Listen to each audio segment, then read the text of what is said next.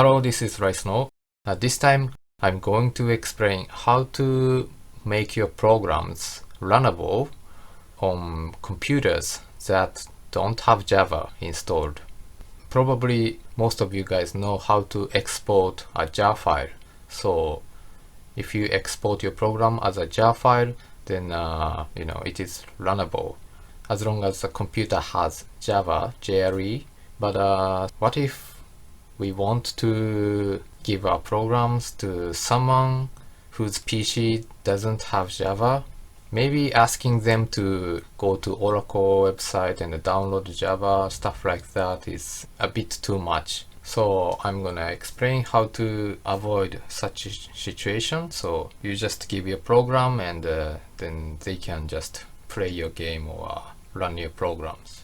So let's start, and as a sample program I'm gonna use this cookie clicker program that I made a long time ago. And so first thing we're gonna do is export this as a jar file. Okay, so let's click this project name, cookie clicker, and right click and export, and select this jar file, and next, and okay, and I'm gonna choose desktop and name this jar file, so whatever, cookie clicker JR or something, and save, and also next, and next, and choose this main class, whatever the class that has a main method, and finish.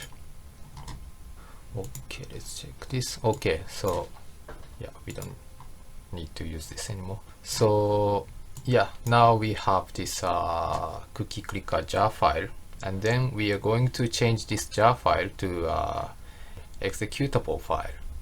And to change a jar file to an executable file, we are going to use an application called Launch4j. Yeah, this is a pretty popular application. So basically you can use this and change your jar file to EXE file. You can download this and install it. Yeah, so I just activated this Launch4j, and so using this Launch4j we are going to make a kind of a package. If you just change this jar file to exe file, it still cannot run without Java. So what we're gonna do is we're gonna include Java runtime and make kind of a package, so with this executable file and JRE. So then if you give this package to your friends or whoever, they can use this Bundle JRE, and so also can run your program. Okay, so before using this Launch4j, okay, I think I'm gonna make a folder here and name this as cookie clicker 1.0 or something, and open this, and inside we're gonna make another folder and name this as JRE. So, and inside of JRE, okay, and then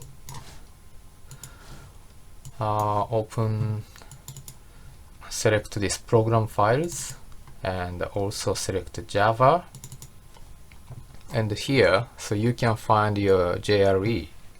In my case it's the version is 1.8, and inside of this JRE you can find these two folders, bin and lib library. So we're gonna copy these two folders to this cookie clicker 1.0 folder. So copy. Okay, so yeah, inside of this JRE folder you copy these two folders. Okay, now let's use this Launch4j. Okay, so first select this basic tab and select this output file. So open this, and I choose this cookie clicker 1.0, and here, so you can type whatever name you want, but basically this is gonna be the name of this exe file. So cookie clicker and save, and then we're gonna choose jar file. So open this and choose desktop and this one. So cookie clicker jar, and choose this. Okay. And also, so if you want, you can change the icon of this file, your program. So I think I'm gonna use this cookie icon. Okay, so open this and put this icon too here. Okay, anyway, so here let's choose this icon, this one. Okay, and so this section is done. Then now let's choose this JRE tab. And so first here, bundled JRE path. This is the so this is probably the most important part of this tutorial. And but what you need to do is just type JRE here, and so this JRE means this JRE. So we put inside of this cookie clicker folder, and inside of this we have copied the JRE. So we want to let this executable file to access this JRE, and then okay, and also here change this to this one, only use private JDK runtimes. And here, so you need to type some minimal version, JRE version, and so we have 1.8, so basically whatever number you want, as long as it less than 1.8, so 1.4.0 or whatever, and maximum you don't have to type. So, and also you can add some more informations, but basically this is everything that you have to do. So first choose this output file and file name, and also choose jar file. And if you want to use original icon, then choose your icon file like this, and then JRE. And so make sure to choose this JRE, copy the JRE, and also a minimum version, and only use private JDK runtimes. Okay, this is ready. So click this cog icon. So if you click this, wait a minute, output file with specify output file with oh, sorry, I think I forgot to type exe. Let's try again. Okay, and so now select this folder again, and so it's gonna automatically export configuration files. So you can name whatever you want, so like config, and save.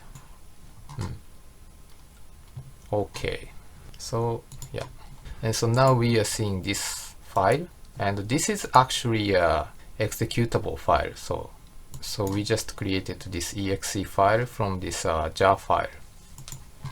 Okay, let's click this.